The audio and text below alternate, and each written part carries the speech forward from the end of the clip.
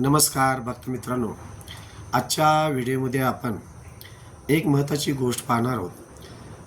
आपण ज्यावेळी धार्मिक कार्यासाठी एखाद्या देवळामध्ये जात असतो त्यावेळी आपण पाहतो देवळाच्या दारामध्ये नारळ फोडले जात असतात. आता ही नारळ देवळाच्या दारासमोर का फेडले जातात किंवा ते फोडण्याचं नेमकं कारण काय, त्या संदर्भात आपण थोडंसं या व्हिडिओमध्ये जाणून घेण्याचा प्रयत्न करत आहोत. मित्रांनो, ज्यावेळी आपण कोणत्याही घरातल्या कुटुंबाच्या बरोबर ज्यावेळी देवदर्शनासाठी जात असतो, मग अंबाबाई असून दे, तुळजापूर असून दे, पंढरपूर असून दे, प्रत्येकाचा देवधर्म हा वेगळा वेगळा असतो. काहींचा ज्योतिबा असतो. अशा पद्धतीनं जर कोणत्याही दर्शनासाठी देवळाच्या गेल्यानंतर त्या मंदिराच्या बाहेर किंवा मंदिराच्या आतमध्ये नारळ फोडण्याची सोय केलेली असते. तर हे नारळ नेमके का फोडले जातात, यासाठी आपली भारतीय संस्कृती पूर्वीपासून काय सांगत आलेली आहे. तर मित्रांनो, भारतीय संस्कृतीमध्ये असं सांगण्यात आलेलं आहे, सुरुवातीच्या काळामध्ये ज्यावेळी देवाच्या दर्शनाला जात असतो त्यावेळी आपण काहीतरी गोष्टी बलिदान करायचे असतात. आणि हा बलिदान करत असताना त्यामध्ये पूर्वीच्या काळी ज्यावेळी जमात होती त्यावेळी साधारण एखादा मनुष्य ते बळी दिला जात असे किंवा पशुपक्षी ही बळी देण्याची प्रथा होती.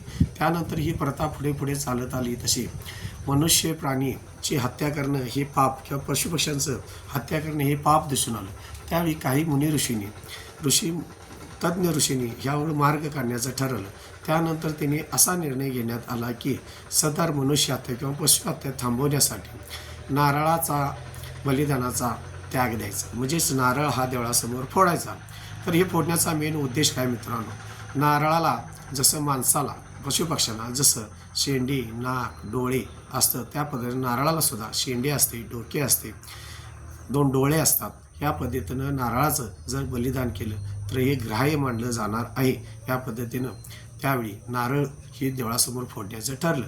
त्याचप्रमाणे रक्ताचा शिडकाव पूर्वीप्रमाणे करत होते. तसंच नारळातलं पाणी काढून त्यासाठी गुलाल आणि हळद जी का असेल ती त्या पाण्यामध्ये शिडकाव करण्याचा प्रयत्न आत्ता पद्धतीनं चालू आहे. किंवा आत्ता संस्कृती अशा पद्धतीनं सांगते की याचा शिडकाव जरी केला तर पशु किंवा मनुष्य दिलेलं बलिदान, तेच बलिदान हे नारळ जरी दिलंसा तर तुम्ही देवासाठी काहीतरी भक्तिभावानं बलिदान केलं असं गृहीत धरण्यात आलेलं आहे. त्यामुळे भारतीय संस्कृतीत जसं समाज बदलत गेला, घटना बदलत गेल्या, त्यानंतर बलिदान करण्याच्या प्रथा बदलत आल्या.